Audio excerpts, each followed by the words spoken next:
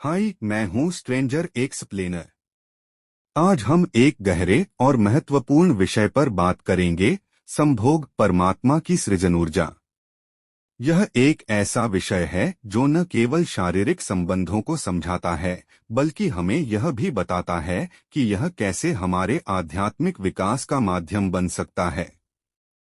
क्या आपने कभी सोचा है कि संभोग केवल एक भौतिक क्रिया नहीं है, बल्कि यह एक गहरी सृजनात्मक ऊर्जा का हिस्सा है? आइए जानते हैं कि कैसे संभोग को परमात्मा की सृजन ऊर्जा के रूप में देखा जा सकता है। एक, सृजन की शक्ति। संभोग का अर्थ केवल शारीरिक मिलन नहीं है। यह सृजनात्मक ऊर्जा का एक अनंत स्रोत है। जब दो व्यक्ति एक दूसरे के साथ एकता की भावना के साथ मिलते हैं, तो वे एक नई ऊर्जा का सृजन करते हैं, जो न केवल उन्हें जोड़ती है बल्कि सृष्टि के मूल तत्वों से भी जुड़ती है। दो, प्रेम और ऊर्जा का संबंध। इस प्रक्रिया में प्रेम की महत्वपूर्ण भूमिका होती है। जब प्रेम और भावनाएं एक साथ आती हैं, तो वे ऊर्जा को और भी प्रबल बना देती हैं। प्रेम में होने वाली सृजनात्मकता हमें परमात्मा से जोड़ती है, जिससे हम अपनी आत्मा की गहराइयों को समझ सकते हैं। तीन, ध्यान और संभोग का समागम। इस पुस्तक में ध्यान के माध्यम से संभोग की ऊर्जा का संतुलन बनाने का उल्लेख किया गया है। जब हम ध्यान में होते हैं, तब हम अपनी ऊर्जा को केंद्रित कर सकते हैं, जिससे संभोग का अनुभव आध्यात्मिक रूप से समृद्ध होता है। चार, आत्मा की यात्रा। संभोग केवल भौतिक क्रिया नहीं है, बल्कि यह आत्मा की यात्रा का एक हिस्सा है। यह हमें हमारी सृष्टि के मूल तत्वों की ओर ले जाता है, जिससे हम अपने भीतर की शक्तियों को पहचानते हैं। संभोग में समाधि की ओर। संभोग परमात्मा की सृजन ऊर्जा। मेरे प्रिय आत्मन, प्रेम क्या है? जीना और जानना तो आसान है, लेकिन कहना बहुत कठिन है। जैसे कोई मछली से पूछे कि सागर क्या है, तो मछली कह सकती है, यह है सागर, यह रहा चारों तरफ वही है। लेकिन कोई पूछे कि कहो क्या है, बताओ मत, तो बहुत कठिन हो जाएगा मछली को। आदमी के जीवन में भी जो श्रेष्ठ है, सुंदर है और सत्य है, उसे जिया जा सकता है, जाना जा सकता है, हुआ जा सकता है, लेकिन कहना बहुत मुश्किल है। और दुर्घटना और दुर्भाग्य यह है कि जिसमें जिया जाना चाहिए, जिसमें हुआ जाना चाहिए, उसके संबंध में मनुष्य जाति 5-6 हजार वर्ष से केवल बातें कर रही है। प्रेम की बात चल रही है, प्रेम के गीत गाए जा रहे हैं, प्रेम के भजन गाए जा रहे हैं, और प्रेम का मनुष्य के जीवन में कोई स्थान नहीं है। अगर आदमी के भीतर खोजने जाएं, तो प्रेम से ज्यादा असत्य शब्द दूसरा नहीं मिलेगा। और जिन लोगों ने प्रेम को असत्य सिद्ध कर दिया है और जिन्होंने प्रेम की समस्त धाराओं को अवरुद्ध कर दिया है, और बड़ा दुर्भाग्य यह है कि लोग समझते हैं वे ही प्रेम के जन्मदाता भी हैं। धर्म प्रेम की बातें करता है, लेकिन आज तक जिस प्रकार का धर्म मनुष्य जाति के ऊपर दुर्भाग्य की भांति छाया हुआ है, उस धर्म ने ही मनुष्य के जीवन से प्रेम के सारे द्वार बंद कर दिए हैं। और न इस संबंध में पूरब और पश्चिम में कोई फर्क है, न हिंदुस्तान में और न अमेरिका में कोई फर्क है। मनुष्य के जीवन में प्रेम की धारा प्रकट ही नहीं हो पाई, और नहीं हो पाई तो हम दोष देते हैं कि मनुष्य ही बुरा है, इसलिए नहीं प्रकट हो पाई। हम दोष देते हैं कि यह मन ही जहर है, इसलिए प्रकट नहीं हो पाई। मन जहर नहीं है, और जो लोग मन को जहर कहते रहे हैं, उन्होंने ही प्रेम को जहरीला कर दिया, प्रेम को प्रकट नहीं होने दिया है। मन जहर हो कैसे सकता है? इस जगत में कुछ भी जहर नहीं है। परमात्मा के इस सारे उपक्रम में कुछ भी विष नहीं है, सब अमृत है। लेकिन आदमी ने सारे अमृत को जहर कर लिया है, और इस जहर करने में शिक्षक, माधुसंत और तथाकथित धार्मिक लोगों का सबसे ज्यादा हाथ है। इस बात को थोड़ा समझ लेना जरूरी है, क्योंकि अगर यह बात दिखाई न पड़े तो मनुष्य के जीवन में कभी भी प्रेम भविष्य में भी नहीं हो सकेगा। क्योंकि जिन कारणों से प्रेम नहीं पैदा हो सका है, उन्हीं कारणों को हम प्रेम प्रकट करने के आधार और कारण बना रहे हैं। हालतें ऐसी हैं कि गलत सिद्धांतों को अगर हजारों वर्ष तक दोहराया जाए तो फिर हम यह भूल ही जाते हैं कि सिद्धांत गलत हैं, और दिखाई पड़ने लगता है कि आदमी गलत है क्योंकि उन सिद्धांतों को पूरा नहीं कर पा रहा है। मैंने सुना है, एक सम्राट के महल के नीचे से एक पंखा बेचने वाला गुजरता था और जोर से चिल्ला रहा था कि अनूठे और अद्भुत पंखे मैंने निर्मित किए हैं। ऐसे पंखे कभी भी नहीं बनाए गए। ये पंखे कभी देखे भी नहीं गए हैं। सम्राट ने खिड़की से झांक कर देखा कि कौन है जो अनूठे पंखे ले आया है। सम्राट के पास सब तरह के पंखे थे, दुनिया के कोने कोने में जो मिल सकते थे। और नीचे देखा, गलियारे में खड़ा हुआ एक आदमी साधारण दो पैसे के पंखे होंगे और चिल्ला रहा है कि अनूठे, अद्वितीय। उस आदमी को ऊपर बुलाया और पूछा कि इन पंखों में क्या खूबी है, दाम क्या है इन पंखों के। उस पंखे वाले ने कहा कि महाराज, दाम ज्यादा नहीं हैं। पंखे को देखते हुए दाम बहुत कम हैं, सिर्फ 100 रुपए का पंखा है। सम्राट ने कहा, 100 रुपए? यह 2 पैसे का पंखा जो बाजार में जगह जगह मिलता है, और 100 रुपए दाम। क्या है इसकी खूबी? उस आदमी ने कहा, खूबी? यह पंखा 100 वर्ष चलता है। 100 वर्ष के लिए गारंटी है। 100 वर्ष से कम में खराब नहीं होता है। सम्राट ने कहा, इसको देखकर तो ऐसा लगता है कि यह सप्ताह भी चल जाए, पूरा तो मुश्किल है। धोखा देने की कोशिश कर रहे हो? सरासर बेईमानी, और वह भी सम्राट के सामने। उस आदमी ने कहा, आप मुझे भली भांति जानते हैं, इसी गलियारे में रोज पंखे बेचता हूँ। 100 रुपए दाम है इसके, और अगर 100 वर्ष न चले तो जिम्मेवार मैं हूँ। रोज तो नीचे मौजूद होता हूँ। और फिर आप सम्राट हैं, आपको धोखा देकर जाऊंगा कहाँ? वह पंखा खरीद लिया गया। सम्राट को विश्वास तो न था, लेकिन आश्चर्य भी था कि यह आदमी सरासर झूठ बोल रहा है। किस बल पर बोल रहा है? पंखा 100 रुपए में खरीद लिया गया और उससे कहा कि 7वें दिन तुम उपस्थित हो जाना। 2-4 दिन में ही पंखे की डंडी बाहर निकल गई। 7वें दिन तो वह बिल्कुल मुर्दा हो गया। लेकिन सम्राट ने सोचा कि शायद पंखे वाला आएगा नहीं। लेकिन ठीक समय पर 7वें दिन वह पंखे वाला हाजिर हो गया और उसने कहा, कहो महाराज। उन्होंने कहा, कहना नहीं है, यह पंखा पड़ा हुआ है, टूटा हुआ। यह 7 दिन में ही यह गति हो गई, तुम कहते 100 वर्ष चलेगा। पागल हो या धोखेबाज? क्या हो? उस आदमी ने कहा कि मालूम होता है आपको पंखा झलना नहीं आता है। पंखा तो 100 वर्ष चलता ही। पंखा तो गारंटीड है। आप पंखा झलते कैसे थे? सम्राट ने कहा, और भी सुनो, अब मुझे यह भी सीखना पड़ेगा कि पंखा कैसे किया जाता है। उस आदमी ने कहा, कृपा करके बताइए कि इस पंखे की गति 7 दिन में ऐसी कैसे बना दी आपने? किस भांति पंखा किया? सम्राट ने पंखा उठाकर करके दिखाया कि इस भांति मैंने पंखा किया है। उस आदमी ने कहा, समझ गया भूल। इस तरह पंखा नहीं किया जाता। सम्राट ने कहा, और क्या रास्ता है पंखा झलने का? उस आदमी ने कहा, पंखा पकड़िए सामने और सिर को हिलाइए। पंखा 100 वर्ष चलेगा। आप समाप्त हो जाएंगे, लेकिन पंखा बचेगा। पंखा गलत नहीं है, आपके झलने का ढंग गलत है। यह आदमी पैदा हुआ है 5-6 हजार या 10,000 वर्ष की संस्कृति का, यह आदमी फल है। लेकिन संस्कृति गलत नहीं है, यह आदमी गलत है। आदमी मरता जा रहा है रोज, और संस्कृति की दुहाई चलती चली जाती है कि महान संस्कृति, महान धर्म, महान सब कुछ। और उसका यह फल है, आदमी उसी संस्कृति से गुजरा है और यह परिणाम है उसका। लेकिन नहीं, आदमी गलत है और आदमी को बदलना चाहिए अपने को। और कोई कहने की हिम्मत नहीं उठाता कि कहीं ऐसा तो नहीं है कि 10,000 वर्षों में जो संस्कृति और धर्म आदमी को प्रेम से नहीं भर पाए वह संस्कृति और धर्म गलत हो।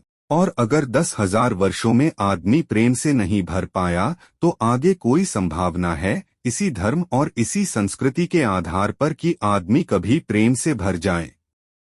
10,000 वर्षों में जो नहीं हो पाया वह आगे भी 10,000 वर्षों में होने वाला नहीं है, क्योंकि आदमी यही है, कल भी यही होगा। आदमी हमेशा से यही है और हमेशा यही होगा। और संस्कृति और धर्म जिनके हम नारे दिए चले जाते हैं और संतों और महात्माओं की जिनकी दुहाइयां दिए चले जाते हैं, सोचने के लिए हम तैयार नहीं कि कहीं हमारे बुनियादी चिंतन की दिशा ही तो गलत नहीं है। मैं कहना चाहता हूं कि वह गलत है, और गलत का सबूत है यह आदमी। और क्या सबूत होता है? एक बीज को हम बोएं और फल जहरीले और कड़वे हों तो क्या सिद्ध होता है? सिद्ध होता है कि वह बीज जहरीला और कड़वा रहा होगा। हालांकि बीज में पता लगाना मुश्किल है कि उससे जो फल पैदा होंगे वे कड़वे पैदा होंगे। बीज में कुछ खोजबीन नहीं की जा सकती। बीज को तोड़ो फोड़ो, कोई पता नहीं चल सकता कि इससे जो फल पैदा होंगे वे कड़वे होंगे। बीज को बो 100 वर्ष लग जाएंगे, वृक्ष होगा, बड़ा होगा, आकाश में फैलेगा, तब फल आएंगे और तब पता चलेगा कि वे कड़वे हैं। 10,000 वर्ष में संस्कृति और धर्म के जो बीज बोए गए हैं, यह आदमी उसका फल है और यह कड़वा है और घृणा से भरा हुआ है। लेकिन उसी की दुहाई दिए चले जाते हैं हम और सोचते हैं कि उससे प्रेम हो जाएगा। मैं आपसे कहना चाहता हूं, उससे प्रेम नहीं हो सकता है, क्योंकि प्रेम के पैदा होने की जो बुनियादी संभावना है, धर्मों ने उसकी ही हत्या कर दी है और उसमें ही जहर घोल दिया है। मनुष्य से भी ज्यादा प्रेम पशु और पक्षियों में और पौधों में दिखाई पड़ता है, जिनके पास न कोई संस्कृति है न कोई धर्म है। संस्कृत और सुसंस्कृत और सभ्य मनुष्यों की बजाय असभ्य और जंगल के आदमी में ज्यादा प्रेम दिखाई पड़ता है, जिसके पास न कोई विकसित धर्म है, न कोई सभ्यता है, न कोई संस्कृति है।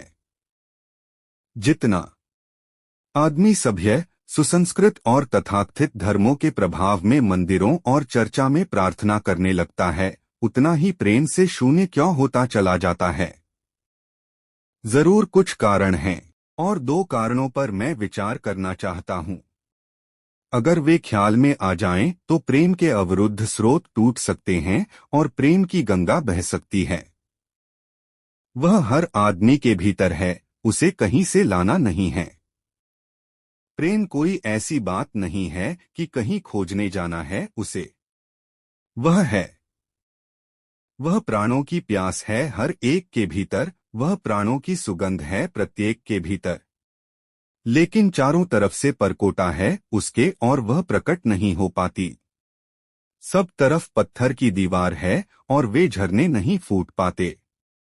तो प्रेम की खोज और प्रेम की साधना कोई पॉजिटिव, कोई विधायक खोज और साधना नहीं है कि हम जाएं और कहीं प्रेम सीख लें।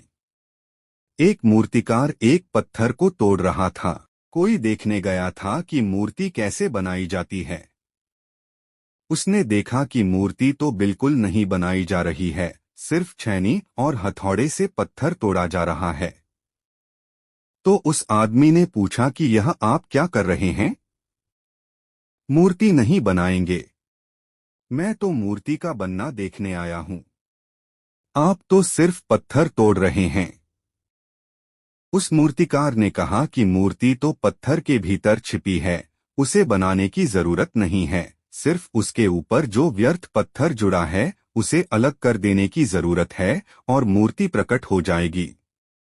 मूर्ति बनाई नहीं जाती, मूर्ति सिर्फ आविष्कृत होती है, डिस्कवर होती है, अनावृत होती है, उघाड़ी जाती है। मनुष्य के भीतर प्रेम छिपा है, सिर्फ उघाड़ने की बात है। उसे पैदा करने का सवाल नहीं है, अनावृत करने की बात है। कुछ है जो हमने ऊपर से ओढ़ा हुआ है, जो उसे प्रकट नहीं होने देता। एक चिकित्सक से जाकर आप पूछें कि स्वास्थ्य क्या है, और दुनिया का कोई चिकित्सक नहीं बता सकता कि स्वास्थ्य क्या है। बड़े आश्चर्य की बात है, स्वास्थ्य पर ही तो सारा चिकित्सा शास्त्र खड़ा है, सारी मेडिकल साइंस खड़ी है, और कोई नहीं बता सकता कि स्वास्थ्य क्या है। लेकिन चिकित्सक से पूछें कि स्वास्थ्य क्या है, तो वह कहेगा, बीमारियों के बाबत हम बता सकते हैं कि बीमारियां क्या हैं, उनके लक्षण हमें पता हैं, एक एक बीमारी की अलग अलग परिभाषा हमें पता है। स्वास्थ्य स्वास्थ्य का हमें कोई भी पता नहीं है। इतना हम कह सकते हैं कि जब कोई बीमारी नहीं होती तो जो होता है वह स्वास्थ्य है। स्वास्थ्य तो मनुष्य के भीतर छिपा है, इसलिए मनुष्य की परिभाषा के बाहर है। बीमारी बाहर से आती है, इसलिए बाहर से परिभाषा की जा सकती है। स्वास्थ्य भीतर से आता है, उसकी कोई परिभाषा नहीं की जा सकती। इतना ही हम कह सकते हैं कि बीमारियों का अभाव स्वास्थ्य है। लेकिन यह स्वास्थ्य की कहाँ परिभाषा हुई? स्वास्थ्य के संबंध में तो हमने कुछ भी न कहा। कहा कि बीमारियां नहीं हैं, तो बीमारियों के संबंध में कहा। सच यह है कि स्वास्थ्य पैदा नहीं करना होता, या तो छिप जाता है बीमारियों में, या बीमारियां हट जाती हैं तो प्रकट हो जाता है। स्वास्थ्य हम में है। स्वास्थ्य हमारा स्वभाव है। प्रेम हम में है। प्रेम हमारा स्वभाव है। इसलिए यह बात गलत है कि मनुष्य को समझाया जाए कि तुम प्रेम पैदा करो। सोचना यह है कि प्रेम पैदा क्यों नहीं हो पा रहा है। बाधा क्या है? अड़चन क्या है? कहाँ रुकावट डाल दी गई है? अगर कोई भी रुकावट न हो तो प्रेम प्रकट होगा ही, उसे सिखाने की और समझाने की कोई भी जरूरत नहीं है। अगर मनुष्य के ऊपर गलत संस्कृति और गलत संस्कार की धाराएं और बाधाएं न हो तो हर आदमी प्रेम को उपलब्ध होगा ही। यह अनिवार्यता है।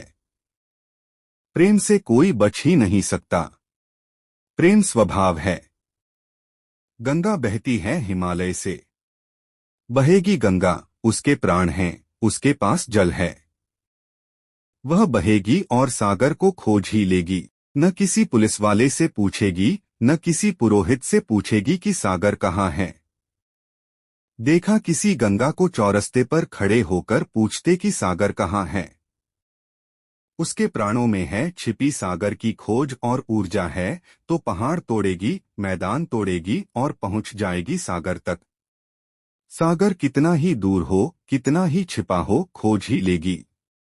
और कोई रास्ता नहीं है, कोई गाइडबुक नहीं है कि जिससे पता लगा ले कि कहाँ से जाना है, लेकिन पहुंच जाती है। लेकिन बांध बांध दिए जाएं, चारों तरफ परकोटे उठा दिए जाएं, प्रकृति की बाधाओं को तोड़कर तो गंगा सागर तक पहुंच जाती है। लेकिन अगर आदमी की इंजीनियरिंग की बाधाएं खड़ी कर दी जाएं, तो हो सकता है गंगा सागर तक न पहुंच पाए। यह भेद समझ लेना जरूरी है। प्रकृति की कोई भी बाधा असल में बाधा नहीं है, इसलिए गंगा सागर तक पहुंच जाती है, हिमालय को काट कर पहुंच जाती है। लेकिन अगर आदमी ईजाद करे, इंतजाम करे, तो गंगा को सागर तक नहीं भी पहुंचने दे सकता है। प्रकृति का तो एक सहयोग है, प्रकृति तो एक हार्मनी है। वहां जो बाधा भी दिखाई पड़ती है, वह भी शायद शक्ति को जगाने के लिए चुनौती है। वहां जो विरोध भी दिखाई पड़ता है, वह भी शायद भीतर प्राणों में जो छिपा है, उसे प्रकट करने के लिए बुलावा है। वहां शायद कोई बाधा नहीं है। वहां हम बीज को दबाते हैं, जमीन में दिखाई पड़ता है कि जमीन की एक परत बीज के ऊपर पड़ी है, बाधा दे रही है। लेकिन वह बाधा नहीं दे रही। अगर वह परत न होगी तो बीज अंकुरित भी नहीं हो पाएगा। ऐसे दिखाई पड़ता है कि एक परत जमीन की बीज को नीचे दबा रही है, लेकिन वह परत दबा इसलिए रही है ताकि बीज दबे, गले और टूट जाए और अंकुर बन जाए। ऊपर से दिखाई पड़ता है कि वह जमीन बाधा दे रही है, लेकिन वह जमीन मित्र है और सहयोग कर रही है बीज को प्रकट करने में। प्रकृति तो एक हार्मनी है, एक संगीत पूर्ण लयबद्धता है। लेकिन आदमी ने जो जो निसर्ग के ऊपर इंजीनियरिंग की है, जो जो उसने अपनी यांत्रिक धारणाओं को डोट ठोंकने की और बिठाने की कोशिश की है, उससे गंगाएं रुक गई हैं, जगह जगह अवरुद्ध हो गई हैं। और फिर आदमी को दोष दिया जाता है। किसी बीज को दोष देने की जरूरत नहीं है। अगर वह पौधा न बन पाए तो हम कहेंगे कि जमीन नहीं मिली होगी ठीक, पानी नहीं मिला होगा ठीक, सूरज की रोशनी नहीं मिली होगी ठीक। लेकिन आदमी के जीवन में खिल न पाए फूल प्रेम का, तो हम कहते हैं तुम हो जिम्मेवार। और कोई नहीं कहता कि भूमि न मिली होगी ठीक, पानी न मिला होगा ठीक, सूरज की रोशनी न मिली होगी ठीक, इसलिए यह आदमी का पौधा अवरुद्ध रह गया, विकसित नहीं हो पाया, फूल तक नहीं पहुंच पाया। मैं आपसे कहना चाहता हूं कि बुनियादी बाधाएं आदमी ने खड़ी की हैं। प्रेम की गंगा तो बह सकती है और परमात्मा के सागर तक पहुंच सकती है। आदमी बना इसलिए है कि वह बहे और प्रेम बहे और परमात्मा तक पहुंच जाए। लेकिन हमने कौन सी बाधाएं खड़ी कर दी हैं? पहली बात, आज तक मनुष्य की सारी संस्कृतियों ने सेक्स का, काम का, वासना का विरोध किया है। इस विरोध ने मनुष्य के भीतर प्रेम के जन्म की संभावना तोड़ दी, नष्ट कर दी इस निषेध ने। क्योंकि सच्चाई यह है कि प्रेम की सारी यात्रा का प्राथमिक बिंदु काम है, सेक्स है। प्रेम की यात्रा का जन्म गंगोत्री, जहां से गंगा पैदा होगी, प्रेम की वह सेक्स है, वह काम है। और उसके सब दुश्मन हैं सारी संस्कृतियां और सारे धर्म और सारे गुरु और सारे महात्मा, तो गंगोत्री पर ही चोट कर दी, वहीं रोक दिया। पाप है काम, अधम है काम, जहर है काम। और हमने सोचा भी नहीं कि काम की ऊर्जा ही, सेक्स एनर्जी ही अंततः प्रेम में परिवर्तित होती और रूपांतरित होती है। प्रेम का जो विकास है वह काम की शक्ति का ही ट्रांसफॉर्मेशन है, वह उसी का रूपांतरण है। एक कोयला पड़ा हो और आपको ख्याल भी नहीं आएगा कि कोयला ही रूपांतरित होकर हीरा बन जाता है। हीरे और कोयले में बुनियादी रूप से कोई भी फर्क नहीं है। हीरे में भी वे ही तत्व हैं जो कोयले में हैं। और कोयला हजारों वर्ष की प्रक्रिया से गुजरकर हीरा बन जाता है। लेकिन कोयले की कोई कीमत नहीं है, उसे कोई घर में रखता भी है तो ऐसी जगह जहां दिखाई न पड़े। और हीरे को लोग छातियों पर लटका कर घूमते हैं कि वह दिखाई पड़े। और हीरा और कोयला एक ही हैं। लेकिन कोई दिखाई नहीं पड़ता कि इन दोनों के बीच अंतर संबंध है, एक यात्रा है। कोयले की शक्ति ही हीरा बनती है। और अगर आप कोयले के दुश्मन हो गए, जो कि हो जाना बिल्कुल आसान है, क्योंकि कोयले में कुछ भी नहीं दिखाई पड़ता, तो हीरे के पैदा होने की संभावना भी समाप्त हो गई, क्योंकि कोयला ही हीरा बन सकता था। सेक्स की शक्ति ही, काम की शक्ति ही प्रेम बनती है। लेकिन उसके विरोध में हैं, सारे दुश्मन हैं उसके। अच्छे आदमी उसके दुश्मन हैं। और उसके विरोध ने प्रेम के अंकुर भी नहीं फूटने दिए और जमीन से, प्रथम से, पहली सीढ़ी से नष्ट कर दिया भवन को। फिर वह हीरा नहीं बन पाता कोयला, क्योंकि उसके बनने के लिए जो स्वीकृति चाहिए, जो उसका विकास चाहिए, जो उसको रूपांतरित करने की प्रक्रिया चाहिए, उसका सवाल ही नहीं उठता। जिसके हम दुश्मन हो गए, जिसके हम शत्रु हो गए, जिससे हमारी द्वंद्व की स्थिति बन गई और जिससे हम निरंतर लड़ने लगे, अपनी ही शक्ति से आदमी को लड़ा दिया गया है। सेक्स की शक्ति से आदमी को लड़ा दिया गया है। और शिक्षाएं दी जाती हैं कि द्वंद्व छोड़ना चाहिए, कॉन्फ्लिक्ट छोड़नी चाहिए, लड़ना नहीं चाहिए। और सारी शिक्षाएं बुनियाद में सिखा रही हैं कि लड़ो। मन जहर है तो मन से लड़ो। जहर से तो लड़ना पड़ेगा। सेक्स पाप है तो उससे लड़ो। और ऊपर से कहा जा रहा है कि द्वंद्व छोड़ो। जिन शिक्षाओं के आधार पर मनुष्य द्वंद्व से भर रहा है, वे ही शिक्षाएं दूसरी तरफ कह रही हैं कि द्वंद्व छोड़ो। एक तरफ आदमी को पागल बनाओ और दूसरी तरफ पागलखाने खोलो कि उनका इलाज करना है। एक तरफ कीटाणु फैलाओ बीमारियों के और फिर अस्पताल खोलो कि बीमारियों का इलाज यहाँ किया जाता है। एक बात समझ लेनी जरूरी है इस संबंध में, मनुष्य कभी भी काम से मुक्त नहीं हो सकेगा। काम उसके जीवन का प्राथमिक बिंदु है, उसी से जन्म होता है। परमात्मा ने काम की शक्ति को ही, सेक्स को ही सृष्टि का मूल बिंदु स्वीकार किया है, और परमात्मा जिसे पाप नहीं समझ रहा है, महात्मा उसे पाप बता रहे हैं। अगर परमात्मा उसे पाप समझता है तो परमात्मा से बड़ा पापी इस पृथ्वी पर, इस जगत में, इस विश्व में कोई भी नहीं है। फूल खिला हुआ दिखाई पड़ रहा है। कभी सोचा है कि फूल का खिल जाना भी सेक्सुअल एक्ट है? फूल का खिल जाना भी काम की एक घटना है, वासना की एक घटना है। फूल में है क्या उसके खिल जाने में? उसके खिल जाने में कुछ भी नहीं है। वे बिंदु हैं पराग के, वीर्य के कण हैं, जिन्हें तितलियां उड़ाकर दूसरे फूलों पर ले जाएंगी और नया जन्म देंगी। एक मोर नाच रहा है और कवि गीत गा रहे हैं और संत भी देखकर प्रसन्न होंगे, लेकिन उन्हें ख्याल नहीं कि नृत्य एक सेक्सुअल एक्ट है। मोर पुकार रहा है अपनी प्रेसी को या अपने प्रेमी को। वह नृत्य किसी को रिझाने के लिए है।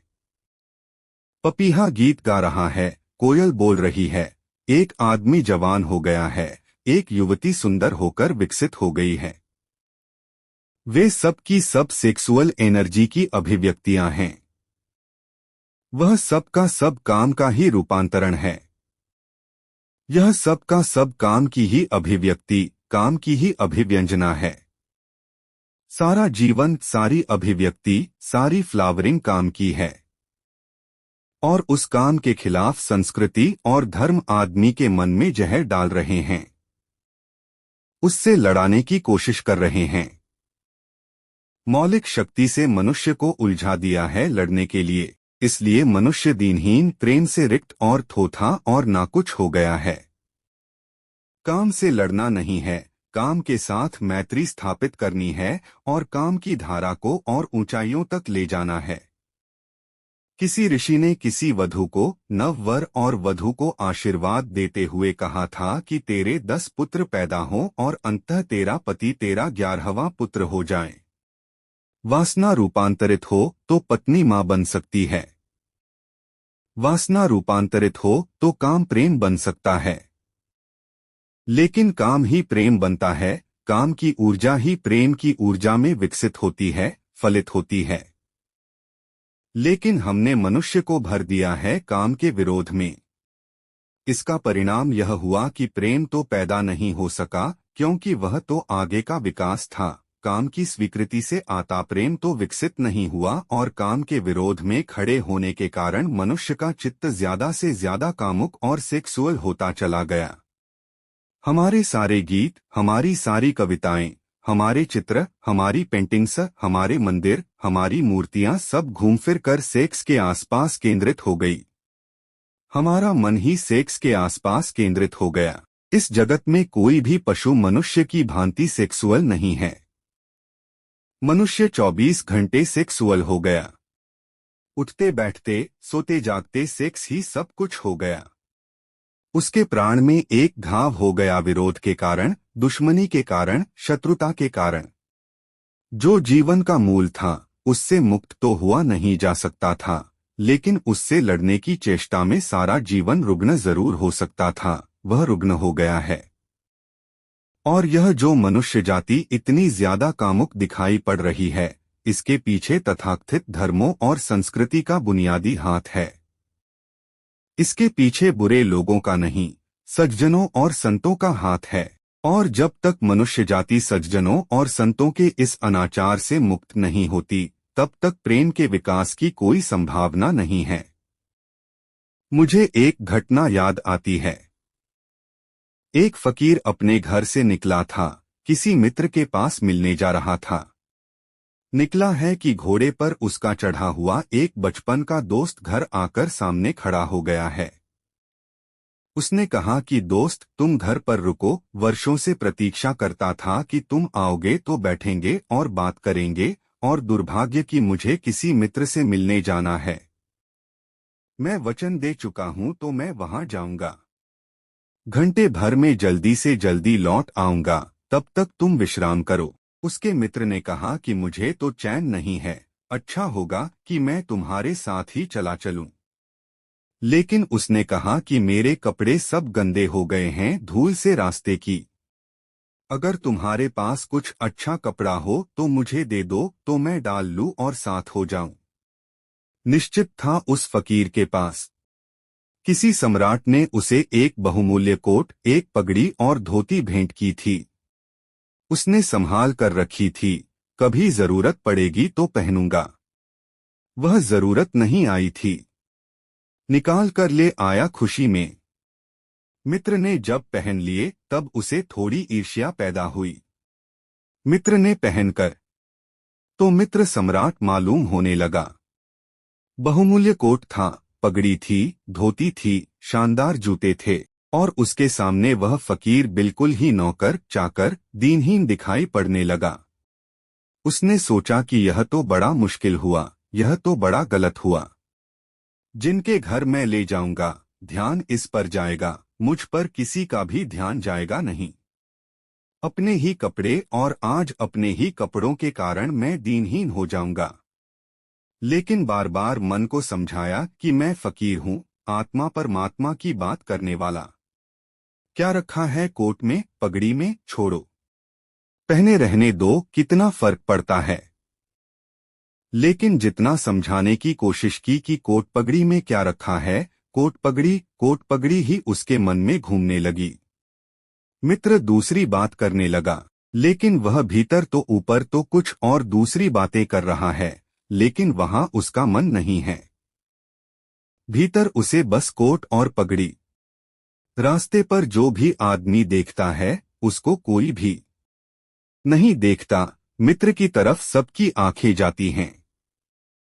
वह बड़ी मुश्किल में पड़ गया कि यह तो आज भूल कर ली, अपने हाथ से भूल कर ली। जिनके घर जाना था वहां पहुंचा, जाकर परिचय दिया कि मेरे मित्र हैं जमाल, बचपन के दोस्त हैं, बहुत प्यारे आदमी हैं। और फिर अचानक अनजाने मुंह से निकल गया कि रह गए कपड़े, सो कपड़े मेरे हैं। क्योंकि मित्र भी जिनके घर गए थे, वे भी उसके कपड़ों को देख रहे थे, और भीतर उसके चल रहा था कोट पगड़ी। मेरी कोट पगड़ी, और उन्हीं की वजह से मैं परेशान हो रहा हूं। निकल गया मुंह से कि रह गए कपड़े, कपड़े मेरे हैं। मित्र भी हैरान हुआ, घर के लोग भी हैरान हुए कि यह क्या पागलपन की बात है। ख्याल उसको भी आया बोल जाने के बाद, तब पछताया कि यह तो भूल हो गई। पछताया तो और दबाया अपने मन को। बाहर निकलकर क्षमा मांगने लगा कि क्षमा कर दो, बड़ी गलती हो गई। मित्र ने कहा, मैं तो हैरान हुआ कि तुमसे निकल कैसे गया। उसने कहा कि कुछ नहीं, सिर्फ जबान की चूक हो गई। हालांकि जबान की चूक कभी भी नहीं होती है। भीतर कुछ चलता होता है तो कभी कभी बेमौके जबान से निकल जाता है। चूक कभी नहीं होती है। माफ कर दो, भूल हो गई। कैसे यह ख्याल आ गया, कुछ समझ में नहीं आता। हालांकि पूरी तरह समझ में आ रहा था कि ख्याल कैसे आया है। दूसरे मित्र के घर गए। अब वह तय करता रहा रास्ते में कि अब चाहे कुछ भी हो जाए, यह नहीं कहना है कि कपड़े मेरे हैं, पक्का कर लेना है अपने मन को। घर के द्वार पर उसने जाकर बिल्कुल दृढ़ संकल्प कर लिया कि यह बात नहीं उठानी है कि कपड़े मेरे हैं। लेकिन उस पागल को पता नहीं कि जितना वह दृढ़ संकल्प कर रहा है इस बात का, वह दृढ़ संकल्प बता रहा है इस बात को कि उतने ही जोर से उसके भीतर यह भावना घर कर रही है कि ये कपड़े मेरे हैं। आखिर दृढ़ संकल्प किया क्यों जाता है? एक आदमी कहता है कि मैं ब्रह्मचर्य का दृढ़ व्रत लेता हूँ। उसका मतलब है कि उसके भीतर कामुकता दृढ़ता से धक्के मार रही है। नहीं तो और कारण क्या है? एक आदमी कहता है कि मैं कसम खाता हूँ कि आज से कम खाना खाऊंगा। उसका मतलब यह है कि कसम खानी पड़ रही है, ज्यादा खाने का मन है उसका। और तब अनिवार्य रूपेण द्वंद्व पैदा होता है। जिससे हम लड़ना चाहते हैं वही हमारी कमजोरी है। और तब द्वंद्व पैदा हो जाना स्वाभाविक है। वह लड़ता हुआ दरवाजे के भीतर गया, संभल संभल कर बोला कि मेरे मित्र हैं। लेकिन जब वह बोल रहा है तब उसको कोई नहीं देख रहा है, उसके मित्र को ही उस घर के लोग देख रहे हैं। तब फिर उसे ख्याल आया कि मेरा कोट, मेरी पगड़ी। उसने कहा कि दृढ़ता से कसम खाई है, इसकी बात नहीं उठानी है। मेरा क्या है कपड़ा लत्ता? कपड़े लत्ते किसी के होते हैं। यह तो सब संसार है, यह तो सब माया है। लेकिन यह सब समझा रहा है। लेकिन असलियत तो बाहर से भीतर, भीतर से बाहर हो रही है। समझाया कि मेरे मित्र हैं, बचपन के दोस्त हैं, बहुत प्यारे आदमी हैं, रह गए कपड़े, कपड़े उन्हीं के हैं, मेरे नहीं हैं। पर घर के लोगों को ख्याल आया कि कपड़े उन्हीं के हैं, मेरे नहीं हैं। आज तक ऐसा परिचय कभी देखा नहीं गया था। बाहर निकलकर क्षमा मांगने लगा कि बड़ी भूल हुई जा रही है, मैं क्या करूं, क्या न करूं, यह क्या हो गया है मुझे। आज तक मेरी जिंदगी में कपड़ों ने इस तरह से मुझे नहीं पकड़ा था। किसी को नहीं पकड़ा है, लेकिन अगर तरकीब उपयोग में करें तो कपड़े पकड़ ले सकते हैं। मित्र ने कहा, मैं जाता नहीं तुम्हारे साथ। पर वह हाथ जोड़ने लगा कि नहीं, ऐसा मत करो। जीवन भर के लिए दुख रह जाएगा कि मैंने क्या दुर्व्यवहार किया। अब मैं कसम खाकर कहता हूँ कि कपड़ों की बात ही नहीं उठानी है। मैं बिल्कुल भगवान की कसम खाता हूँ कि कपड़ों की बात नहीं उठानी है। और कसम खाने वालों से हमेशा सावधान रहना जरूरी है, क्योंकि जो भी कसम खाता है उसके भीतर उस कसम से भी मजबूत कोई बैठा है, जिसके खिलाफ वह कसम खा रहा है। और वह जो भीतर बैठा है वह ज्यादा भीतर है, कसम ऊपर है और बाहर है। कसम चेतन मन से खाई गई है। और जो भीतर बैठा है वह अचेतन की परतों तक समाया हुआ है। अगर मन के 10 हिस्से कर दें तो कसम एक हिस्से ने खाई है, 9 हिस्सा उल्टा भीतर खड़ा हुआ है। ब्रह्मचर्य की कसमें एक हिस्सा खा रहा है मन का और 9 हिस्सा परमात्मा की दुहाई दे रहा है। वह जो परमात्मा ने बनाया है वह उसके लिए ही कहे चला जा रहा है। गए तीसरे मित्र के घर। अब उसने बिल्कुल ही अपनी सांसों तक पर संयम कर रखा है। संयमी आदमी बड़े खतरनाक होते हैं, क्योंकि उनके भीतर ज्वालामुखी उबल रहा है और ऊपर से वे संयम साधे हुए हैं। और इस बात को स्मरण रखना कि जिस चीज को साधना पड़ता है साधने में इतना श्रम लग जाता है कि साधना पूरे वक्त हो नहीं सकती। फिर शिथिल होना पड़ेगा, विश्राम करना पड़ेगा। अगर मैं जोर से मुट्ठी बांध लूं तो कितनी देर बांधे रख सकता हूं? 24 घंटे। जितनी जोर से बांधूंगा उतनी ही जल्दी थक जाऊंगा और मुट्ठी खुल जाएगी। जिस चीज में भी श्रम करना पड़ता है, जितना ज्यादा श्रम करना पड़ता है उतनी जल्दी थकान आ जाती है, शक्ति खत्म हो जाती है और उल्टा होना शुरू हो जाता है। मुट्ठी बांधी जितनी जोर से उतनी ही जल्दी मुट्ठी खुल जाएगी। मुट्ठी खुली रखी जा सकती है 24 घंटे, लेकिन बांध कर नहीं रखी जा सकती है। जिस काम में श्रम पड़ता है उस काम को आप जीवन नहीं बना सकते, कभी सहज नहीं हो सकता वह काम।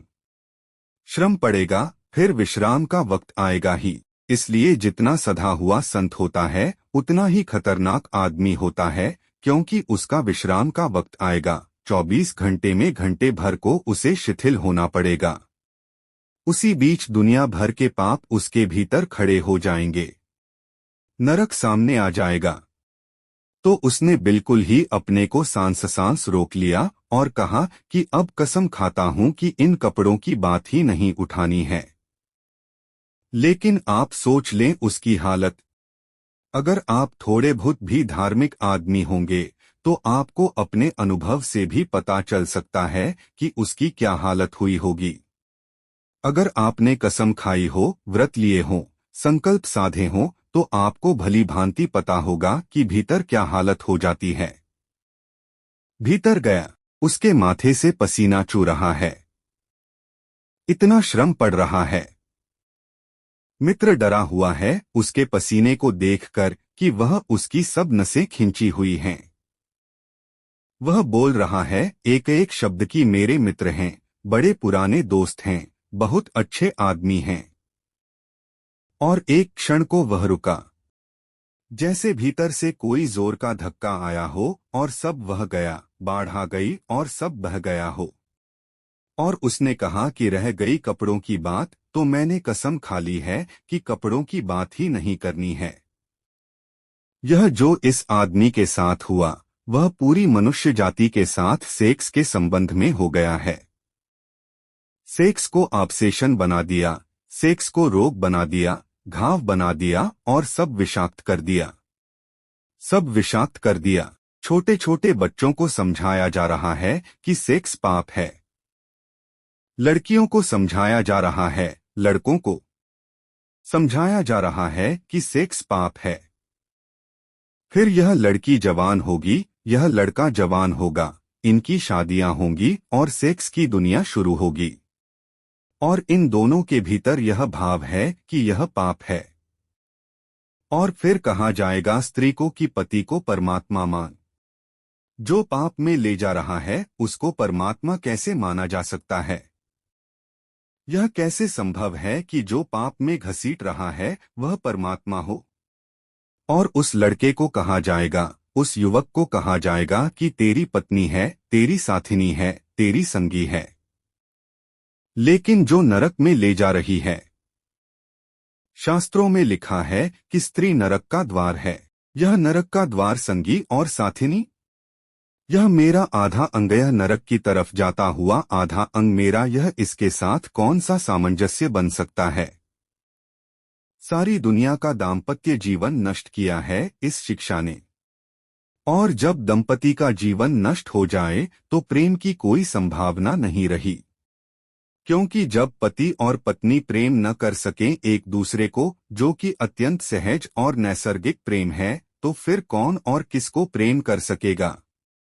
इस प्रेम को बढ़ाया जा सकता है कि पत्नी और पति का प्रेम इतना विकसित हो, इतना उदात्त हो, इतना ऊंचा बने कि धीरे धीरे बांध तोड़ दे और दूसरों तक फैल जाए। यह हो सकता है, लेकिन इसको समाप्त ही कर दिया जाए, तोड़ ही दिया जाए, विषाक्त कर दिया जाए तो फैलेगा क्या? बढ़ेगा क्या? रामानुज एक गांव में ठहरे थे और एक आदमी ने आकर कहा कि मुझे परमात्मा को पाना है।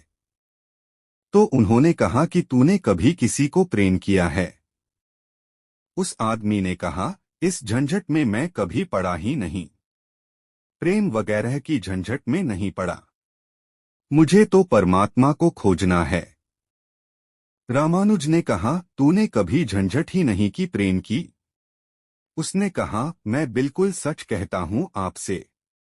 और बेचारा ठीक ही कह रहा था, क्योंकि धर्म की दुनिया में प्रेम एक डिसक्वालिफिकेशन है, एक अयोग्यता है।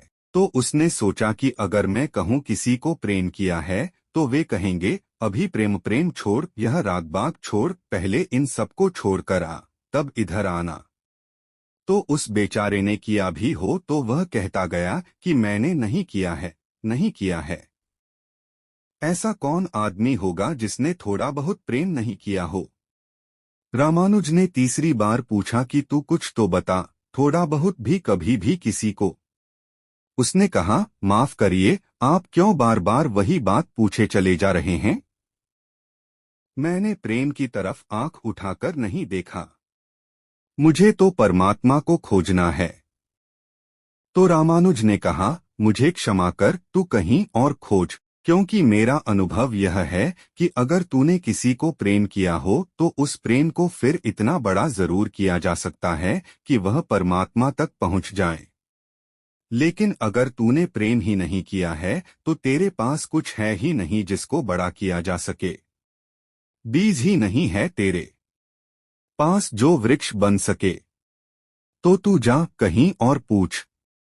और जब पति और पत्नी में प्रेम न हो, जिस पत्नी ने अपने पति को प्रेम न किया हो और जिस पति ने अपनी पत्नी को प्रेम न किया हो, वे बेटों को, बच्चों को प्रेम कर सकते हैं, तो आप गलती में हैं। पत्नी उसी मात्रा में बेटे को प्रेम करेगी जिस मात्रा में उसने अपने पति को प्रेम किया है, क्योंकि यह बेटा पति का ही फल है, उसका ही प्रतिफलन है, उसका ही रिफ्लेक्शन है। यह इस बेटे के प्रति जो प्रेम होने वाला है वह उतना ही होगा जितना उसने पति को चाहा और प्रेम किया हो। यह पति की ही मूर्ति है जो फिर नई होकर वापस लौट आई है। अगर पति के प्रति प्रेम नहीं है तो बेटे के प्रति प्रेम सच्चा कभी भी नहीं हो सकता। और अगर बेटे को प्रेम नहीं किया गया, पालना पोसना और बड़ा कर देना प्रेम नहीं है, तो बेटा माँ को कैसे प्रेम कर सकता है, बाप को कैसे प्रेम कर सकता है। वह जो यूनिट है जीवन का, परिवार, वह विषाक्त हो गया है सेक्स को दूषित कहने से, कंडेम करने से, निंदित करने से। और परिवार ही फैलकर पूरा जगत है, पूरा विश्व है। और फिर हम कहते हैं कि प्रेम प्रेम बिल्कुल दिखाई नहीं पड़ता। प्रेम कैसे दिखाई पड़ेगा?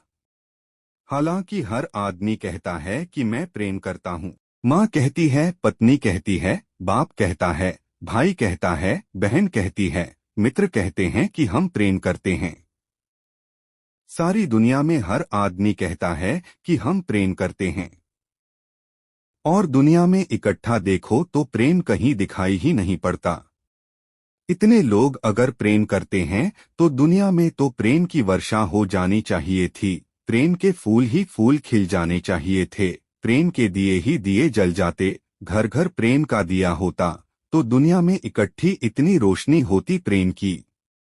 लेकिन वहां तो घृणा की रोशनी दिखाई पड़ती है, क्रोध की रोशनी दिखाई पड़ती है, युद्धों की रोशनी दिखाई पड़ती है।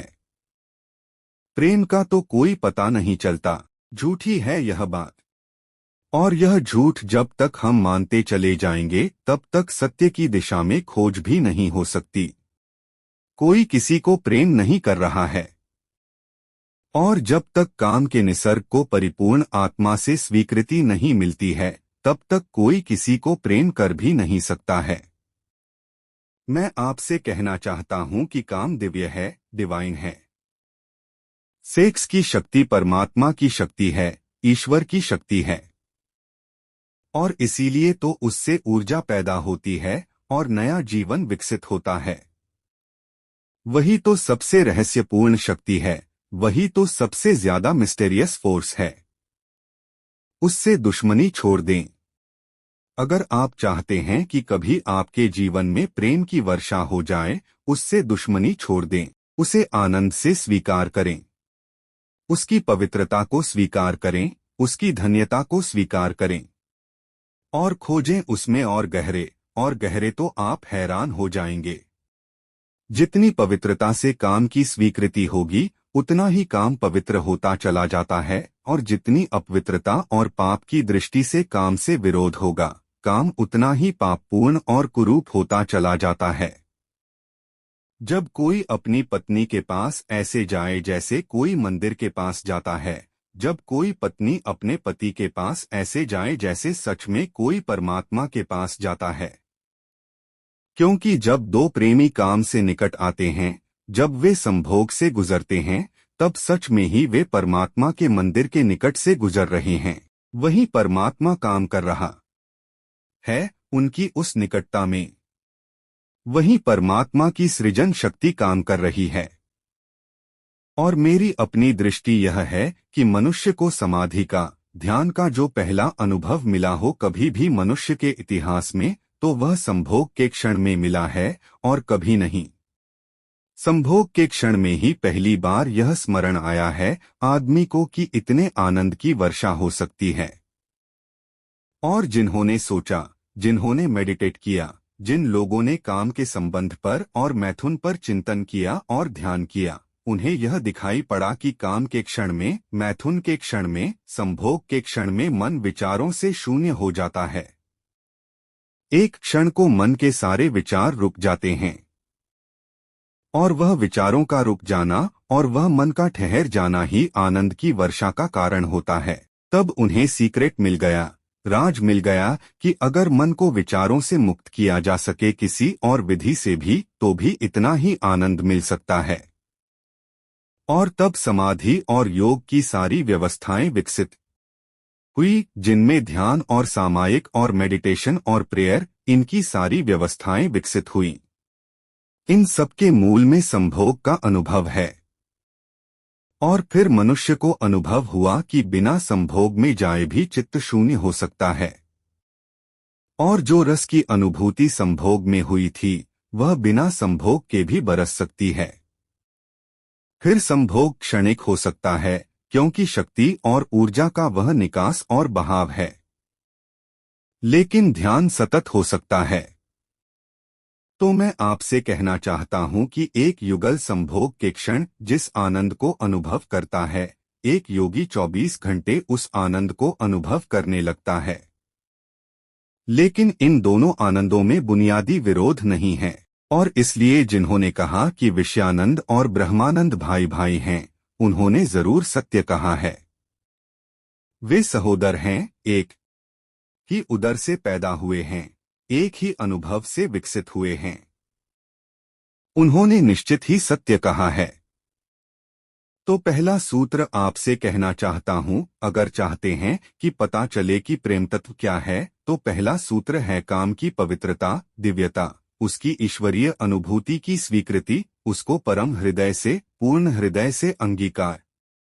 और आप हैरान हो जाएंगे, जितने परिपूर्ण हृदय से काम की स्वीकृति होगी, उतने ही आप काम से मुक्त होते चले जाएंगे।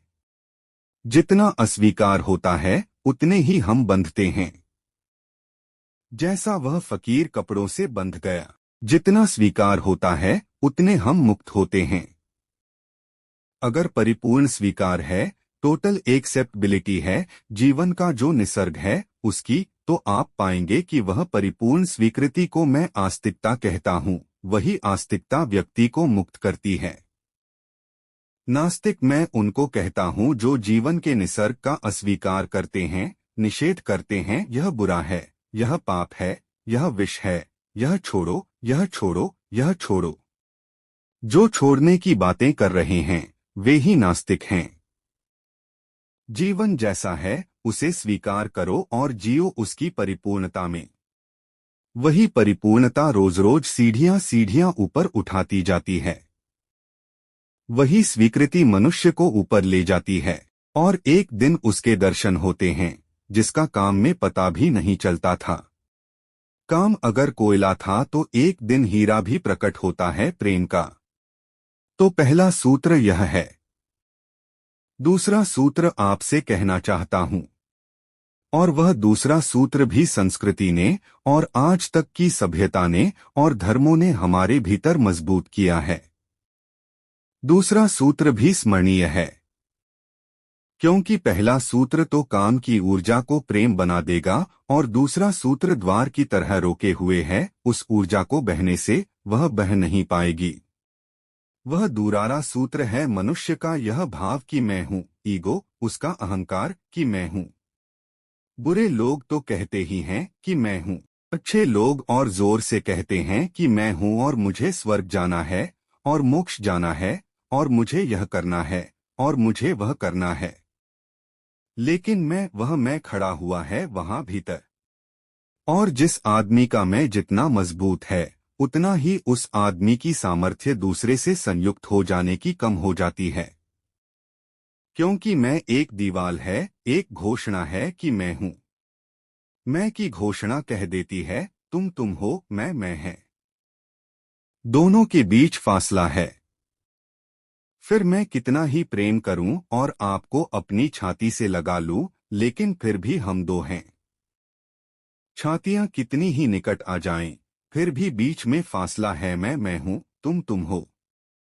इसीलिए निकटतम अनुभव भी निकट नहीं ला पाते। शरीर पास बैठ जाते हैं, आदमी दूर दूर बने रह जाते हैं।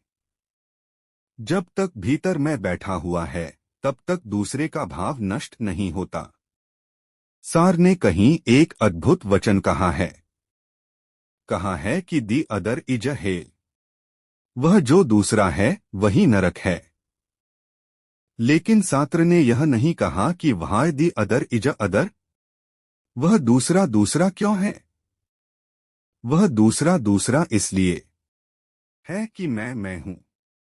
और जब तक मैं हूं, तब तक दुनिया में हर चीज दूसरी है, अन्य है, भिन्न है। और जब तक भिन्नता है, तब तक प्रेम का अनुभव नहीं हो सकता। प्रेम है एकात्म का अनुभव। प्रेम है इस बात का अनुभव कि गिर गई दीवार और दो ऊर्जाएं मिल गईं और संयुक्त हो गईं। प्रेम है इस बात का अनुभव कि एक व्यक्ति और दूसरे व्यक्ति की सारी दीवारें गिर गई और प्राण संयुक्त हुए, मिले और एक हो गए। जब यही अनुभव एक व्यक्ति और समस्त के बीच फलित होता है, तो उस अनुभव को मैं कहता हूँ परमात्मा।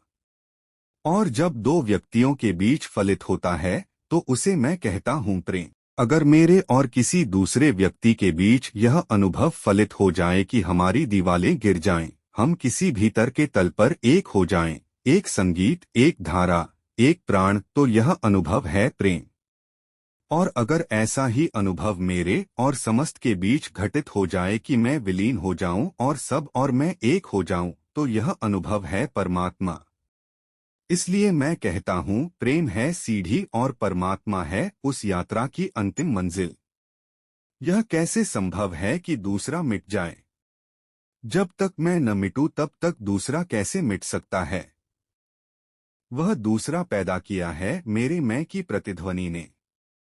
जितने जोर से मैं चिल्लाता हूँ कि मैं, उतने ही जोर से वह दूसरा पैदा हो जाता है। वह दूसरी प्रतिध्वनि है, उस तरफ इको हो रही है मेरे मैं की।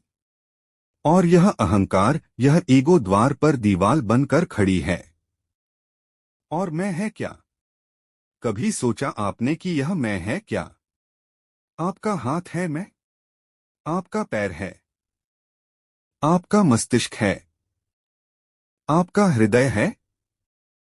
क्या है आपका मैं?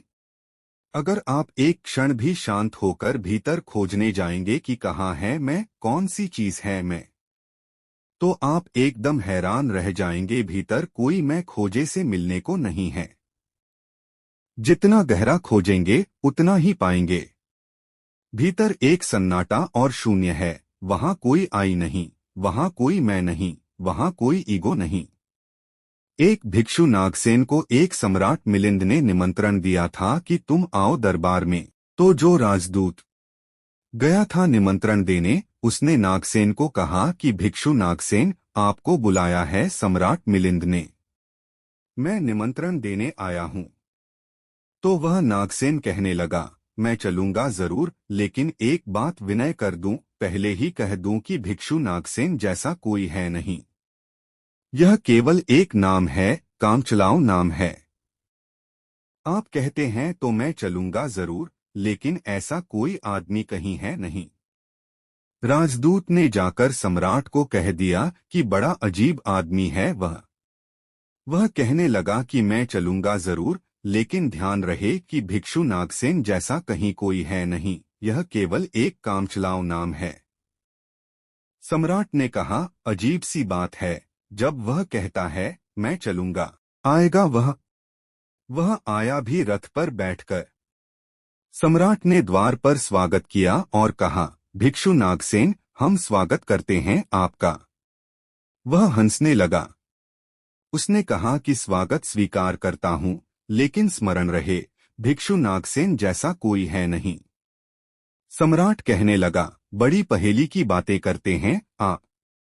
अगर आप नहीं हैं तो कौन है? कौन आया है यहाँ? कौन स्वीकार कर रहा है स्वागत? कौन दे रहा है उत्तर? नागसेन मुड़ा और उसने कहा कि देखते हैं, सम्राट मिलिंद, यह रथ खड़ा है जिस पर मैं आया। सम्राट ने कहा, हाँ, यह रथ है। तो भिक्षु नागसेन पूछने लगा, घोड़ों को निकालकर अलग कर लिया जाए। घोड़े अलग कर लिए गए और उसने पूछा सम्राट से, ये घोड़े रथ हैं? सम्राट ने कहा, घोड़े कैसे रथ हो सकते हैं? घोड़े अलग कर दिए गए। सामने के डंडे जिनसे घोड़े बंधे थे खींचवा लिए गए और उसने पूछा कि ये रथ हैं? सिर्फ 2 डंडे कैसे रथ हो सकते हैं? डंडे अलग कर दिए गए, चाक निकलवा लिए और कहा, ये रथ हैं? सम्राट ने कहा, ये चाक हैं, ये रथ नहीं हैं। और एक एक अंग रथ का निकलता चला गया और एक एक अंग पर सम्राट को कहना पड़ा कि नहीं, ये रथ नहीं है। फिर आखिर पीछे शून्य बच गया, वहां कुछ भी न बचा। भिक्षु नागसेन पूछने लगा, रथ कहाँ है अब? रथ कहाँ है अब? और जितनी चीजें मैंने निकाली तुमने कहा, ये भी रथ नहीं, ये भी रथ नहीं, ये भी रथ नहीं, अब रथ कहाँ है? तो सम्राट चौंक कर खड़ा रह गया। रथ पीछे बचा भी नहीं था और जो चीजें निकल गई थीं उनमें कोई रथ था भी नहीं। तो वह भिक्षु कहने लगा, समझे आप? रथ एक जोड़ था। रथ कुछ चीजों का संग्रह मात्र था। रथ का अपना होना नहीं है कोई, ईगो नहीं है कोई। रथ एक जोड़ है। आप खोजें कहाँ है आपका मैं, और आप पाएंगे कि अनंत शक्तियों के एक जोड़ हैं, मैं कहीं भी नहीं है। और एक एक अंग आप सोचते चले जाएं तो एक एक अंग समाप्त होता चला जाता है, फिर पीछे शून्य रह जाता है। उसी शून्य से प्रेम का जन्म होता है, क्योंकि वह शून्य आप नहीं हैं, वह शून्य परमात्मा है। एक गांव में एक आदमी ने मछलियों की एक दुकान खोली थी। बड़ी दुकान थी, उस गांव में पहली दुकान थी। तो उसने एक बहुत खूबसूरत तख्ती बनवाई और उस पर लिखाया, फ्रेश फिश सोल्ड हियर, यहाँ ताज़ी मछलियां बेची जाती हैं। पहले ही दिन दुकान खुली और एक आदमी आया और कहने लगा, फ्रेश फिश सोल्ड हियर, ताज़ी मछलियां? कहीं बासी मछलियां भी बेची जाती हैं? ताज़ी लिखने की क्या जरूरत? दुकानदार ने सोचा कि बात तो ठीक है, इससे और व्यर्थ वासे का भी ख्याल पैदा होता है। उसने फ्रेश अलग कर दिया, ताजा अलग कर दिया। तख्ती रह गई, फिश सोल्ड हियर, मछलियां यहां बेची जाती हैं। दूसरे दिन एक बूढ़ी औरत आई और उसने कहा कि मछलियां यहां बेची जाती हैं, सोल्ड हियर, कहीं और कहीं भी बेचते हो? उस आदमी ने कहा कि यह हियर बिल्कुल फिजूल है। उसने तख्ती पर एक शब्द और अलग कर दिया, रह गया फिश सोल्ड। तीसरे दिन एक आदमी आया और वह कहने लगा, फिश सोल्ड, मछलियां बेची जाती हैं? मुफ्त भी देते हो क्या? उस आदमी ने कहा, यह सोल्ड भी बेकार है। उस सोल्ड को भी अलग कर दिया। अब रह गई वहां तख्ती, मछली। एक बुड्ढा आया और कहने लगा, फिश, अंधे को भी मील भर दूर से बांस मिल जाती है। यह तख्ती काहे के लिए लटकाई हुई है यहाँ? फिश भी चली गई, खाली तख्ती रह गई वहां। और एक आदमी आया और उसने कहा, यह तख्ती किस लिए लगाई है? इससे दुकान पर आड़ पड़ती है। वह तख्ती भी चली गई, वहां कुछ भी नहीं रह गया। इलिमिनेशन होता गया, एक एक चीज हटती चली गई। पीछे जो शेष रह गया, शून्य। उस शून्य से प्रेम का जन्म होता है, क्योंकि उस शून्य में दूसरे के शून्य से मिलने की क्षमता है। सिर्फ शून्य ही शून्य से मिल सकता है और कोई नहीं। 2 शून्य मिल सकते हैं, 2 व्यक्ति नहीं। 2 इंडिविजुअल नहीं मिल सकते, 2 वैक्यूम, 2 एम्प्टीनेस मिल सकते हैं, क्योंकि बाधा अब कोई भी नहीं है। शून्य की कोई दीवार नहीं होती और हर चीज की दीवार होती है। तो दूसरी बात स्मरणीय है, व्यक्ति जब मिटता है नहीं रह जाता है, पाता है कि हूं ही नहीं, जो है वह मैं नहीं हूं, जो है वह सब है। तब द्वार गिरता है, दीवार टूटती है, और तब वह गंगा बहती है जो भीतर छिपी है और तैयार है। वह शून्य की प्रतीक्षा कर रही है कि कोई शून्य हो जाए तो उससे वह उठूं। हम एक कुआं खोदते हैं, पानी भीतर है, पानी कहीं से लाना नहीं होता, लेकिन बीच में मिट्टी पत्थर पड़े हैं, उनको निकालकर बाहर कर देते हैं। करते क्या है हम?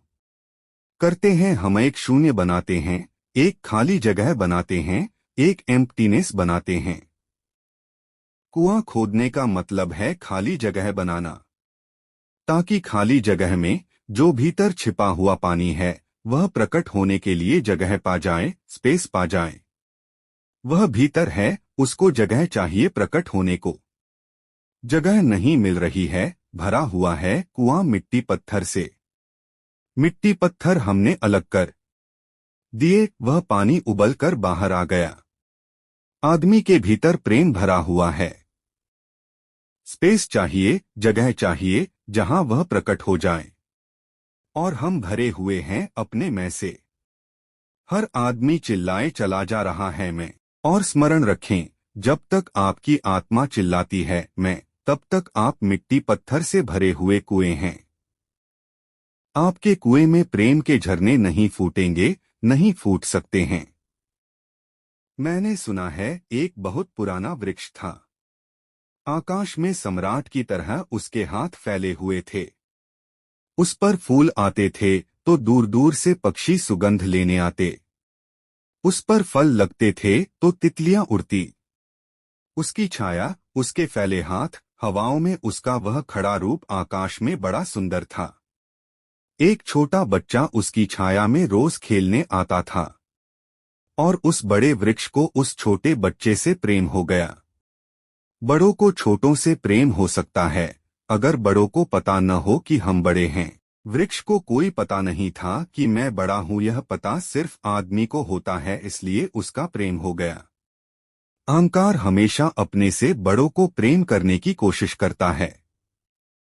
अहंकार हमेशा अपने से बड़ों से संबंध जोड़ता है। प्रेम के लिए कोई बड़ा छोटा नहीं, जो आ जाए उसी से संबंध जुड़ जाता है। वह एक छोटा सा बच्चा खेलता आता था उस वृक्ष के पास, उस वृक्ष का उससे प्रेम हो गया। लेकिन वृक्ष की शाखाएं ऊपर थीं, बच्चा छोटा था, तो वृक्ष अपनी शाखाएं उसके लिए नीचे झुकाता ताकि वह फल तोड़ सके, फूल तोड़ सके। प्रेम हमेशा झुकने को राजी है, अहंकार कभी भी झुकने को राजी नहीं है। अहंकार के पास जाएंगे तो अहंकार के हाथ और ऊपर उठ जाएंगे ताकि आप उन्हें छू न सकें। क्योंकि जिसे छू लिया जाए वह छोटा आदमी है, जिसे न छुआ जा सके, दूर सिंहासन पर दिल्ली में हो, वह आदमी बड़ा आदमी है। वह वृक्ष की शाखाएं नीचे झुक आती जब वह बच्चा खेलता हुआ आता, और जब बच्चा उसके फूल तोड़ लेता तो वह वृक्ष बहुत खुश होता। उसके प्राण आनंद से भर जाते। प्रेम जब भी कुछ दे पाता है तब खुश हो जाता है। अहंकार जब भी कुछ ले पाता है तभी खुश होता है। फिर वह बच्चा बड़ा होने लगा। वह कभी उसकी छाया में सोता, कभी उसके फल खाता, कभी उसके फूलों का ताज बनाकर पहनता और जंगल का सम्राट हो जाता। प्रेम के फूल जिसके पास भी बरसते हैं वही सम्राट हो जाता है। और जहां भी अहंकार घिरता है वहीं सब अंधकार हो जाता है, आदमी दीन और दरिद्र हो जाता है। वह लड़का फूलों का ताज पहनता और नाचता, और वृक्ष बहुत खुश होता, उसके प्राण आनंद से भर जाते। हवाएं सनसनाती और वह गीत गाता। फिर लड़का और बड़ा हुआ। वह वृक्ष के ऊपर भी चढ़ने लगा, उसकी शाखाओं से झूलने भी लगा। वह उसकी शाखाओं पर विश्राम भी करता, और वृक्ष बहुत आनंदित होता। प्रेम आनंदित होता है जब प्रेम किसी के लिए छाया बन जाता है। अहंकार आनंदित होता है जब किसी की छाया छीन लेता है। लेकिन लड़का बड़ा होता चला गया, दिन बढ़ते चले गए। जब लड़का बड़ा हो गया तो उसे और दूसरे काम भी दुनिया में आ गए, महत्वाकांक्षाएं आ गईं। उसे परीक्षाएं पास करनी थीं, उसे मित्रों को जीतना था। वह फिर कभी कभी आता, कभी नहीं भी आता, लेकिन वृक्ष उसकी प्रतीक्षा करता कि वह आए, वह आए। उसके सारे प्राण पुकारते कि आओ, आओ। प्रेम निरंतर प्रतीक्षा करता है कि आओ, आओ। प्रेम एक प्रतीक्षा है, एक अवेटिंग है। लेकिन वह कभी आता, कभी नहीं आता, तो वृक्ष उदास हो जाता। प्रेम की एक ही उदासी है, जब वह बांट नहीं पाता तो उदास हो जाता है, जब वह दे नहीं पाता तो उदास हो जाता है। और प्रेम की एक ही धन्यता है कि जब वह बांट देता है, लुटा देता है, तो वह आनंदित हो जाता है। फिर लड़का और बड़ा होता चला गया और वृक्ष के पास आने के दिन कम होते चले गए। जो आदमी जितना बड़ा होता चला जाता है, महत्वाकांक्षा के जगत में प्रेम के निकट आने की सुविधा उतनी ही कम होती चली जाती है। उस लड़के की एम्बिशन, महत्वाकांक्षा बढ़ रही थी। कहाँ वृक्ष, कहाँ जाना। फिर एक दिन वहां से निकलता था तो वृक्ष ने उसे कहा, सुनो। हवाओं में उसकी आवाज गूंजी कि सुनो, तुम आते नहीं, मैं प्रतीक्षा करता हूँ। मैं तुम्हारे लिए प्रतीक्षा करता हूँ, राह देखता हूँ, बाट जोहता हूँ। उस लड़के ने कहा, क्या है तुम्हारे पास जो मैं आऊं? मुझे रुपए चाहिए। हमेशा अहंकार पूछता है कि क्या है तुम्हारे पास जो मैं आऊं। अहंकार मांगता है कि कुछ हो तो मैं आऊं, न कुछ हो तो आने की कोई जरूरत नहीं। अहंकार एक प्रयोजन है, एक परप डॉट ज है। प्रयोजन पूरा होता हो तो मैं आऊं। अगर कोई प्रयोजन न हो तो आने की जरूरत क्या है। और प्रेम निष्प्रयोजन है। प्रेम का कोई प्रयोजन नहीं। प्रेम अपने में ही अपना प्रयोजन है, वह बिल्कुल परप जलेस है। वृक्ष तो चौंक गया। उसने कहा कि तुम तभी आओगे जब मैं कुछ तुम्हें दे सकूं। मैं तुम्हें सब दे सकता हूं, क्योंकि प्रेम कुछ भी रोकना नहीं चाहता। जो रोक ले वह प्रेम नहीं है। अहंकार रोकता है, प्रेम तो बेशर्त दे देता है। लेकिन रुपए मेरे पास नहीं हैं। ये रुपए तो सिर्फ आदमी की ईजाद है, वृक्षों ने यह बीमारी नहीं पाली है। उस वृक्ष ने कहा, इसीलिए तो हम इतने आनंदित होते हैं, इतने फूल खिलते हैं, इतने फल लगते हैं, इतनी बड़ी छाया होती है, हम इतना नाचते हैं आकाश में, हम इतने गीत गाते हैं, पक्षी हम पर आते हैं और संगीत का कलरव करते हैं, क्योंकि हमारे पास रुपए नहीं हैं। जिस दिन हमारे पास भी रुपए हो जाएंगे, हम भी आदमी जैसे दीनहीन मंदिरों में बैठकर सुनेंगे कि शांति कैसे पाई जाए, प्रेम कैसे पाया जाए। नहीं नहीं, हमारे पास रुपए नहीं हैं। तो उसने कहा, फिर मैं क्या आऊं तुम्हारे पास? जहां रुपए हैं, मुझे वहां जाना पड़ेगा। मुझे रुपयों की जरूरत है। अहंकार रुपया मांगता है, क्योंकि रुपया शक्ति है। अहंकार शक्ति मांगता है। उस वृक्ष ने बहुत सोचा, फिर उसे ख्याल आया, तो तुम एक काम करो, मेरे सारे फलों को तोड़कर ले जाओ और बेच दो तो शायद रुपए मिल जाएं। और उस लड़के को भी ख्याल आया। वह चढ़ा और उसने सारे फल तोड़ डाले, कच्चे भी गिरा डाले, शाखाएं भी टूटीं, पत्ते भी टूटे। लेकिन वृक्ष बहुत खुश हुआ, बहुत आनंदित हुआ। टूटकर भी प्रेम आनंदित होता है। अहंकार पाकर भी आनंदित नहीं होता, पाकर भी दुखी होता है। और उस लड़के ने तो धन्यवाद भी नहीं दिया पीछे लौटकर। लेकिन उस वृक्ष को पता भी नहीं चला। उसे तो धन्यवाद मिल गया इसी में कि उसने उसके प्रेम को डोट स्वीकार किया और उसके फलों को ले गया और बाजार में बेचा। लेकिन फिर वह बहुत दिनों तक नहीं आया। उसके पास रुपए थे और रुपयों से रुपए पैदा करने की वह कोशिश में लग गया था। वह भूल गया। वर्ष बीत गए। और वृक्ष उदास है और उसके प्राणों में रस बह रहा है कि वह आए उसका प्रेमी और उसके रस को ले जाए। जैसे किसी माँ के स्तन में दूध भरा हो और उसका बेटा खो गया हो और उसके सारे प्राण तड़प रहे हों कि उसका बेटा कहाँ है, जिसे वह खोजे, जो उसे हल्का कर दे, निर्भर कर दे। ऐसे उस वृक्ष के प्राण पीड़ित होने लगे कि वह आए आए आए। उसकी सारी आवाज यही गूंजने लगी कि आओ। बहुत दिनों के बाद वह आया। अब वह लड़का तो प्रौढ़ हो गया था। वृक्ष ने उससे कहा कि आओ मेरे पास, मेरे आलिंगन में आओ। उसने कहा, छोड़ो यह बकवास, ये बचपन की बातें हैं। अहंकार प्रेम को पागलपन समझता है, बचपन की बातें समझता है। उस वृक्ष ने कहा, आओ मेरी डालियों से झूलो, नाचो। उसने कहा, छोड़ो ये फिजूल की बातें, मुझे एक मकान बनाना है। मकान दे सकते हो तुम? वृक्ष ने कहा, मकान? हम तो बिना मकान के ही रहते हैं। मकान में तो सिर्फ आदमी रहता है। दुनिया में और कोई मकान में नहीं रहता, सिर्फ आदमी रहता है। सो देखते हो आदमी की हालत, मकान में रहने वाले आदमी की हालत। उसके मकान जितने बड़े होते जाते हैं, आदमी उतना छोटा होता चला जाता है। हम तो बिना मकान के रहते हैं। लेकिन एक बात हो सकती है कि तुम मेरी शाखाओं को काट कर ले जाओ, शायद तुम मकान बना लो। और वह प्रौढ़ कुल्हाड़ी लेकर आ गया और उसने उस वृक्ष की शाखाएं काट डाली। वृक्ष एक ठूंठ रह गया, नंगा। लेकिन वृक्ष बहुत आनंदित था। प्रेम सदा आनंदित है, चाहे उसके अंग भी कट जाएं। लेकिन कोई ले जाए, कोई ले जाए, कोई बांट ले, कोई सम्मिलित हो जाए, साझीदार हो जाए। और उस लड़के ने तो पीछे लौटकर भी नहीं देखा। उसने मकान बना लिया। और वक्त गुजरता गया।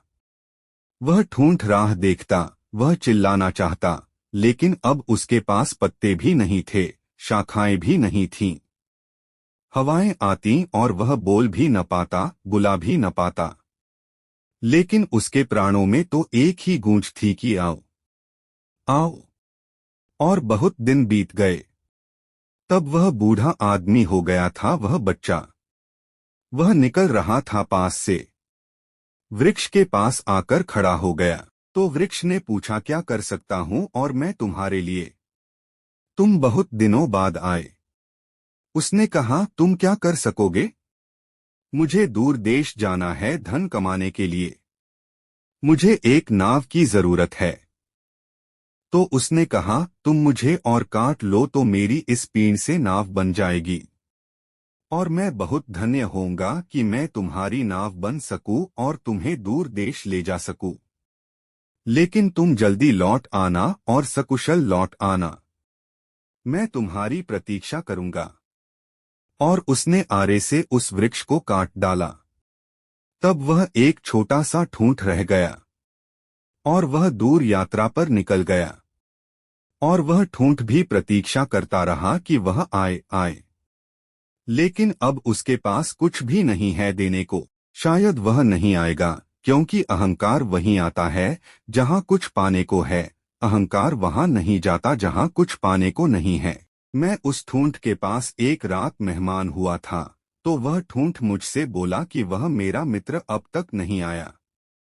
और मुझे बड़ी पीड़ा होती है कि कहीं नाव डूब न गई हो, कहीं वह भटक न गया हो, कहीं किसी दूर किनारे पर विदेश में कहीं भूल न गया हो, कहीं वह डूब न गया हो, कहीं वह समाप्त न हो गया हो। एक खबर भर कोई मुझे ला दे, अब मैं मरने के करीब हूँ। एक खबर भर आ जाए कि वह सकुशल है, फिर कोई बात नहीं, फिर सब ठीक है। अब तो मेरे पास देने को कुछ भी नहीं है, इसलिए बुलाऊं भी तो शायद वह नहीं आएगा, क्योंकि वह लेने की ही भाषा समझता है। अहंकार लेने की भाषा समझता है। प्रेम देने की भाषा है। इससे ज्यादा और कुछ मैं नहीं कहूंगा। जीवन एक ऐसा वृक्ष बन जाए और उस वृक्ष की शाखाएं अनंत तक फैल जाएं। सब उसकी छाया में हो और सब तक उसकी बाहें फैल जाएं, तो पता चल सकता है कि प्रेम क्या है। प्रेम का कोई शास्त्र नहीं है, न कोई परिभाषा है, न प्रेम का कोई सिद्धांत है। तो मैं बहुत हैरानी में था कि क्या कहूंगा आपसे कि प्रेम क्या है। वह तो बताना मुश्किल है। आकर बैठ सकता हूं, अगर मेरी आंखों में दिखाई पड़ जाए तो दिखाई पड़ सकता है, अगर मेरे हाथों में दिखाई पड़ जाए तो दिखाई पड़ सकता है। मैं कह सकता हूं यह है प्रेम। लेकिन प्रेम क्या है अगर मेरी आंख में न दिखाई पड़े, मेरे हाथ में न दिखाई पड़े, तो शब्दों से बिल्कुल भी दिखाई नहीं पड़ सकता है कि प्रेम क्या है। मेरी बातों को इतने प्रेम और शांति से सुना, उससे बहुत बहुत अनुग्रहित हूँ। और अंत में सबके भीतर बैठे परमात्मा को प्रणाम करता हूँ, मेरे प्रणाम स्वीकार करें। तो दोस्तों, संभोग परमात्मा की सृजन ऊर्जा हमें यह सिखाता है कि कैसे हम संभोग को केवल शारीरिक संबंधों के रूप में नहीं, बल्कि एक गहरी सृजनात्मक और आध्यात्मिक ऊर्जा के रूप में देख सकते हैं। अगर आपको यह वीडियो पसंद आया हो तो इसे लाइक करें और चैनल स्ट्रेंजर एक्सप्लेनर को सब्सक्राइब करना न भूलें। मैं हूं स्ट्रेंजर एक्सप्लेनर और इस अद्भुत विषय पर आपके साथ आगे और जानकारियां साझा करने के लिए उत्सुक हूं।